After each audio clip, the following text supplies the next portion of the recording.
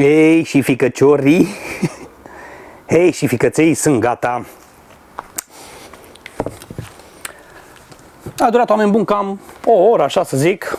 Așa i-am lăsat la fiert, o oră și un pic, să spun mai cu exactitate, pentru că am lăsat pe foc mic. Haideți să vă spun dacă au ieșit bun sau nu. Hei, bău! Oameni buni, salve! Bine ne regăsim la un nou clip. Chiar mi-a fost cu adevărat dor de dumneavoastră. Într-adevăr, în ultima lună nu prea am mai reușit să postez pentru că am avut niște lucruri destul de importante, niște lucruri foarte, foarte frumoase care mi s-au întâmplat în viață. Așa, o să vă povestesc pe parcurs. Oameni buni, astăzi m-am hotărât să fac niște ficăței de pasăre. Ador ficăței, aș mânca, într-un aș mânca. Este o rețetă foarte simplă, am testat de mai multe ori, chiar iese un gust foarte bun. Sunt niște ficăței, o rețetă, chiar pot să zic bună. Asta vă spun că am dus și pe la serviciu și am mâncat câțiva colegi și chiar mi-au zis, băi, Zvecta, e ceva bun. Haideți să vă arăt, oameni buni, cât de simplu se face. Înainte de toate trebuie să ne luăm aici mănușile de protecție, să ne apărăm de hateri, să zicem așa. Bun, oameni buni, ce folosesc eu? Mai întâi de toate, bineînțeles, o tigaie. Așa.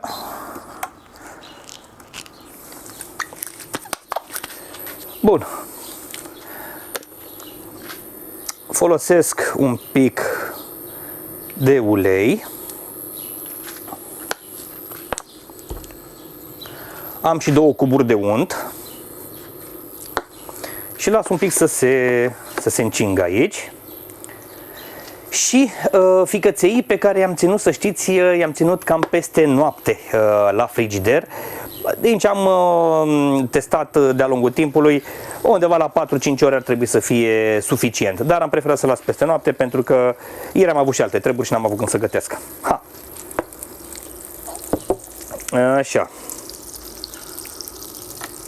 O să las să se încingă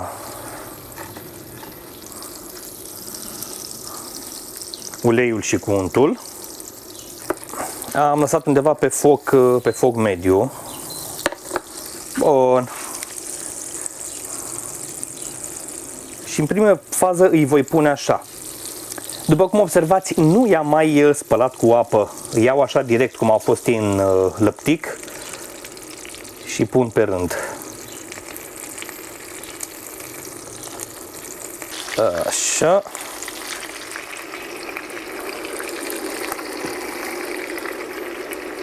Aici am cam 500 de grame de ficăței.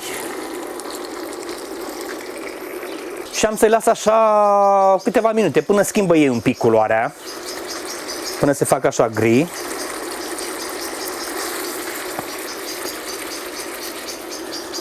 E bine, iar între timp o să mă apuc să tai și ceapa. Așa. Să știți că ceapa nu o să o tai măruntă. Azi mai trebuie să-i tai ăsta. Nu o să o tai măruntă ceapa. Pentru că, sincer vă spun, cumva parcă vreau să se vadă acolo, să se simtă.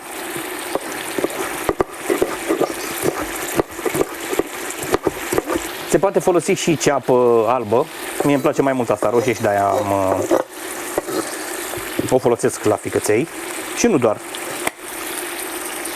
Am bombardamente.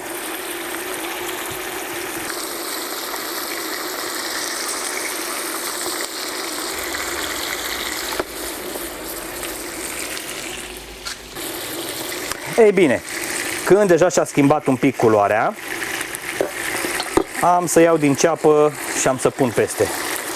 Repet, folosiți, dacă vreți mai puțină ceapă, o ador. Oricum o să se topească pe aici, nu prea o să se mai simtă la final.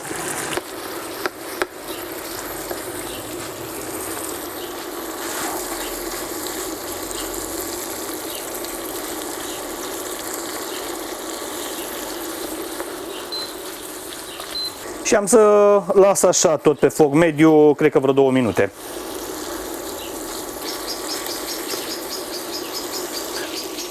Nu știu dacă auziți pe fundal, dar este o păsărică care de la 5 dimineața așa face într-una. Nu știu ce caută. Nici n-am mai avut nevoie de alarmă. Și între timp zic să mă apuc și de usturoi. Tot așa îl tai de mențiune potrivită.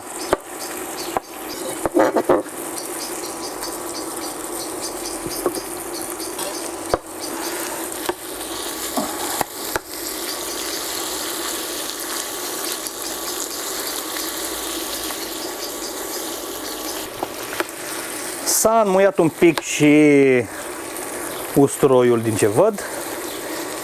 Iar acum, oameni buni, urmează să-i pun practic și ingredientele. Am aici o linguriță de sare, o linguriță jumătate, 2 lingurițe cam așa de boia,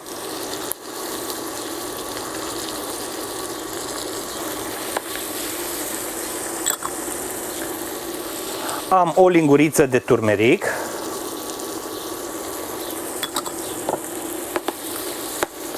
niște oregano, dar cam așa, să zic jumătate de linguriță, băgăm piper, așa, amestecăm un pic toată nebunia asta, uleu.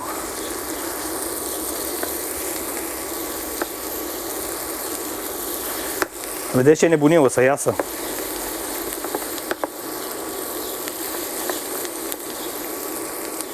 Da, culoarea asta mă omoară, mai ales, vezi, galbenul ăsta așa de la turmeric, e mare nebunie.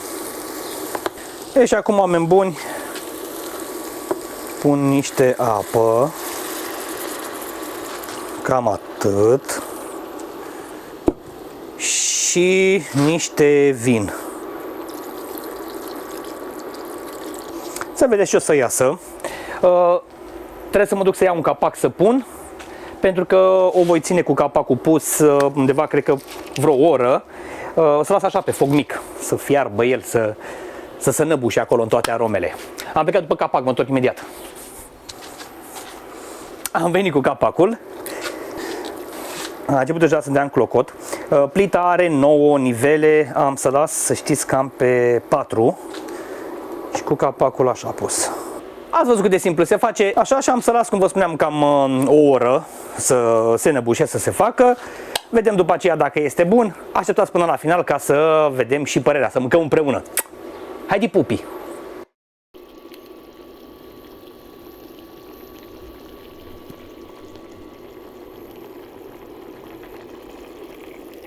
Hei, și ficăței sunt gata.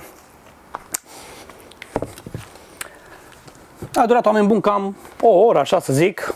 Așa i-am lăsat la fiert, o oră și un pic, să spun mai cu exactitate, pentru că am lăsat pe foc mic. Haideți să vă spun dacă au ieșit bun sau nu. Mai întâi vreau niște mămăliguță să înting aici, în zeama asta.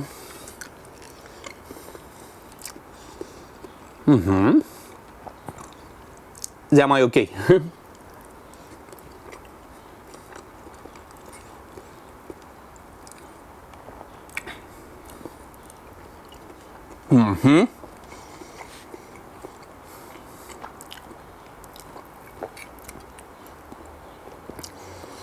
Nu ai cum să dai greș cu această modalitate de a prepara ficăței de pui. Și de porc, cam tot la fel, dar posibil să fie nevoie să îi țineți mai mult la foc.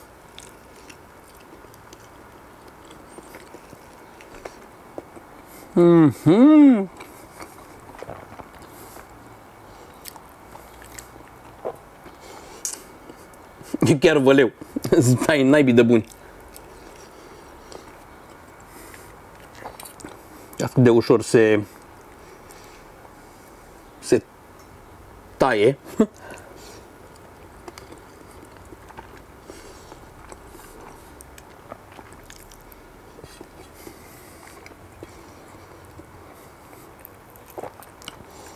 Bun, chiar bun, oameni buni, chiar bun de tot.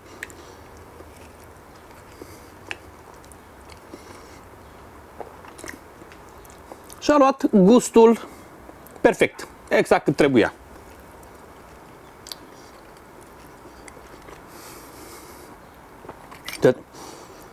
Sunt foarte, foarte fragezi în interior. Au tendința aceea de a se topi în gură.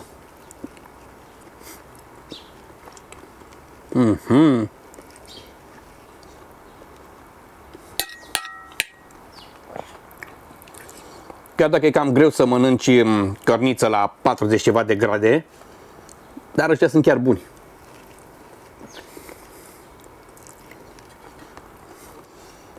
O, da, da, da.